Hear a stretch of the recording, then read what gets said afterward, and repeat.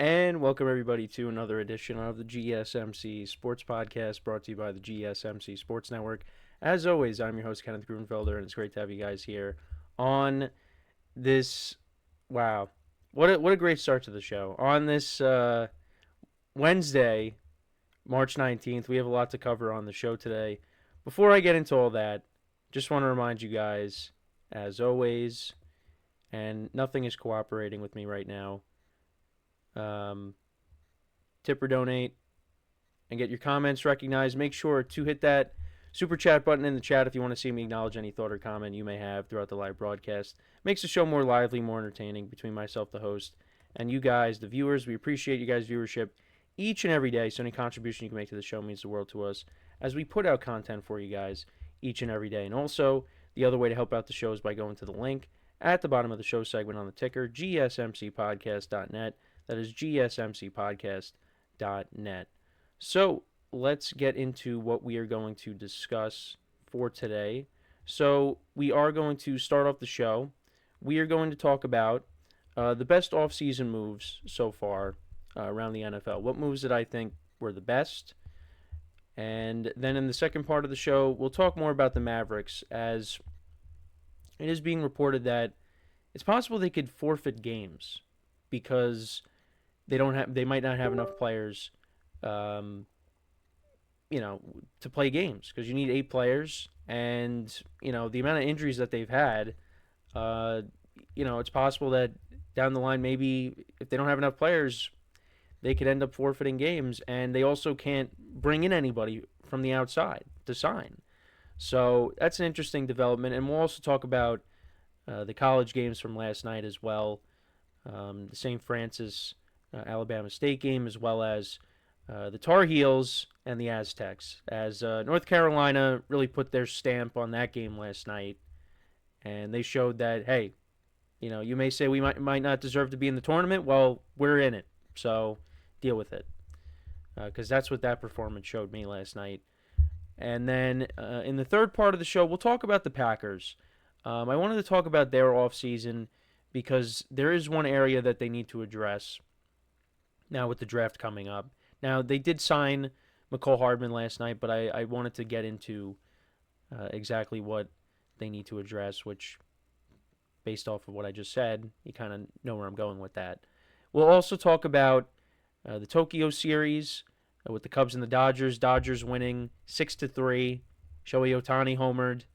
We'll talk about that.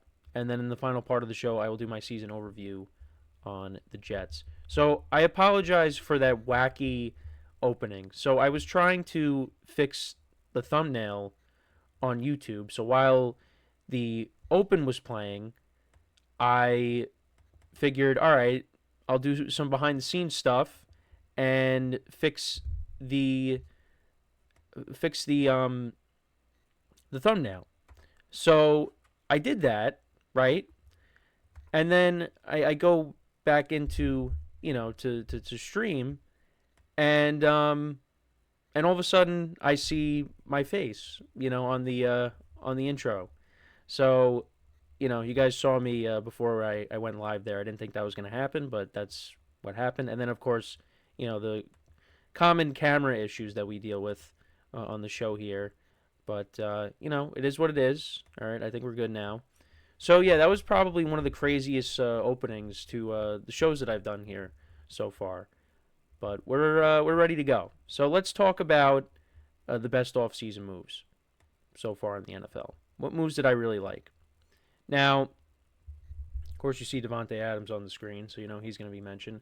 But it was, see, there were certain moves that were made that, when you combine them with other moves that teams made, I would have done that, but I wanted to do individual moves. Like for the Broncos, for example. Now, I do have a player from the Broncos on here, but if I could have did like a combination of Talanoa Ufanga and Dre Greenlaw, I would have did that, because I like that the Broncos added 2 veterans from the 49ers defense to their team.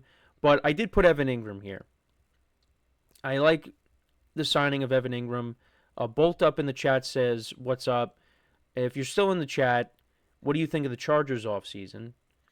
Because they haven't really been super active. Now, they did sign Najee Harris and they signed Mike Williams back, and I'm kind of hoping they bring back Keenan Allen.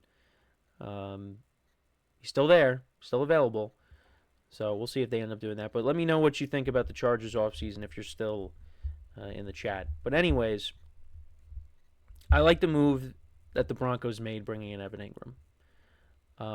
Evan Ingram didn't have a great year last year due to injury. And in a surprise move, the Jaguars ended up cutting him. I thought they were going to keep him around, but that ended up not being the case.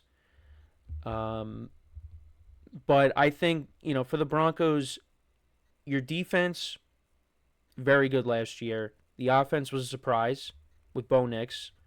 Bo Nix put together a very good rookie season. And in year 2, you're hoping he takes a bigger leap forward.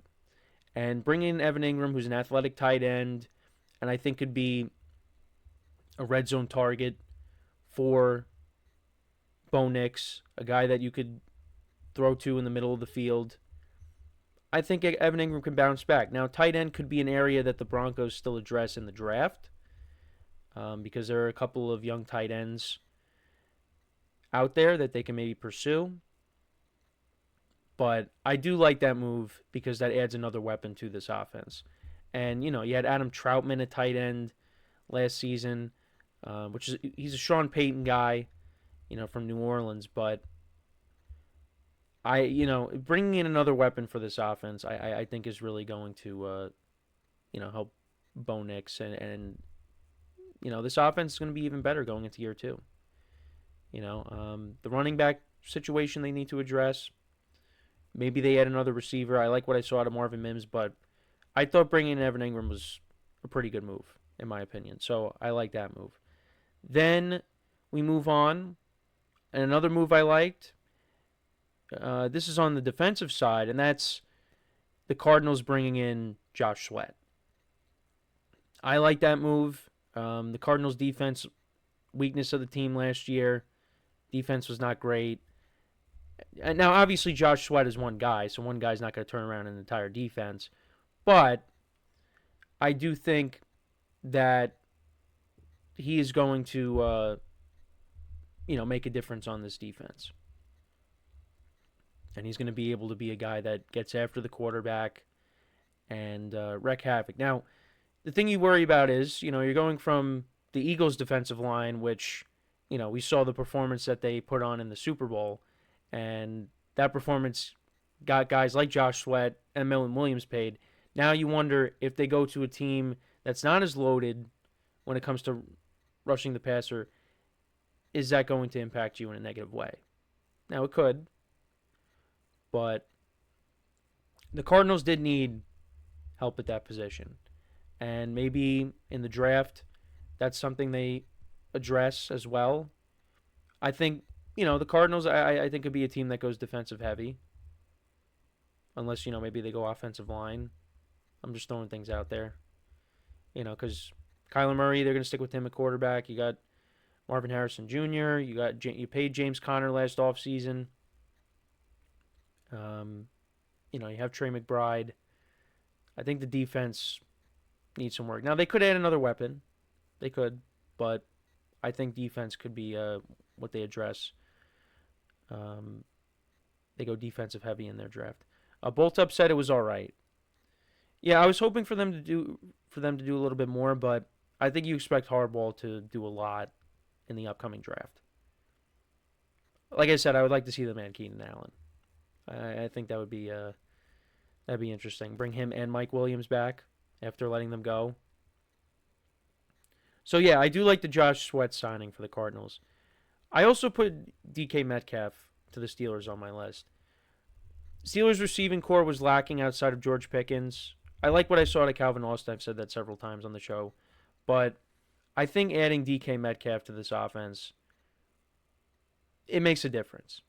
Now, there's comparisons between him and George Pickens because they're similar receivers. They're not great route runners, but they're guys that you could throw. If it's Russell Wilson next year, he throws the boom balls to them. But the Steelers needed another threat at wide receiver. Now, They brought in Mike Williams last year at the trade deadline, and they barely used him. He had that touchdown against the Commanders in his first game, and that was, I think, his only catch of the game. And then outside of that, he really did nothing. They needed another threat, and DK Metcalf is 27, right? I think him and George Pickens could be a nice duo. And then, of course, you got Pat Fryermuth over the middle of the field.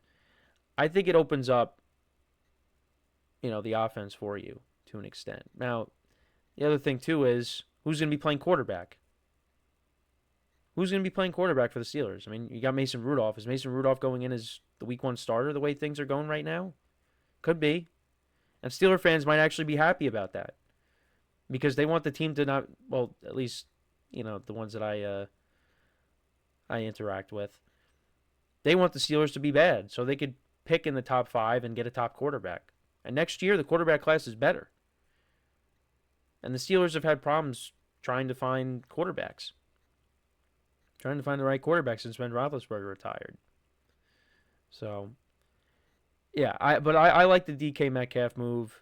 It's a position that the Steelers needed to address. And, you also have Roman Wilson out of Michigan that really didn't play that much last year. So maybe he factors into the offense more. We'll see. But, you could say the extension that they gave DK, the 5 years, $150 million, that might have been a little too much, but, you're going to overpay. So, Bolt Up in the chat also said, I was hoping we would get Devontae Adams or DK. Yeah, my friend who is a big Justin Herbert fan, he was hoping the same thing. He was hoping for the same thing. But Devontae Adams unfortunately signed with the other LA team. And the funny thing is, DK, he wanted to go to a team that, has good quarterback play and warmer weather. And he got none of that being traded to the Steelers because the Steelers don't have a starting quarterback right now. Unless, again, they go with Mason Rudolph. And Pittsburgh is going to be cold when you get into the winter. So, yeah, but the Chargers bring back Mike Williams. He is familiar with Justin Herbert. They have a rapport already, and they needed another threat. And I think Mike Williams is going to be motivated because of the year that he had last year, and the whole thing with Aaron Rodgers, calling him out for not running the right route. He wants to prove people wrong. So, so there was the DK move. I loved the Laramie Tunsil move. That one surprised me. The Laramie Tunsil move definitely surprised me. Being traded to the Commanders. Not as good as he once was, but still a solid left tackle. You add another guy to protect Jane Daniels. You improve that offensive line. Yeah, I was surprised by that. A lot of people are kind of scratching their head at the Texans and saying, what are you doing? Your offensive line wasn't good last year. Now you traded arguably your best offensive lineman. That doesn't make sense. But I really like that move. And then the Devontae Adams signing, of course, with the Rams. I think Devontae Adams still has a ton of gas left in the tank. I think he's going to be better than Cooper Kupp. At least the current version of Cooper Kupp. Devontae Adams is going to be a threat in the red zone, and you pair him up with Puka Nacua. It's going to be a lot of fun to watch. The Rams, they're going to be one of the best teams, or one of the more fun teams to watch for the 2025 season. Now when you add Devontae Adams into the fold. But those are some of my favorite moves. What was your favorite move of the offseason so far? Let me know in the comments. So we're going to take our first break of the show. And then when we come back, we'll talk some basketball. We'll talk about the Mavericks because it's possible they could forfeit games. And we'll explain why. And then we will also talk a little bit about the games from last night in college basketball. And we'll take a look at the matchups for tonight. And tomorrow, that's when it all really starts. So, with that being said, stick around, and we'll be right back here on the GSMC Sports Podcast.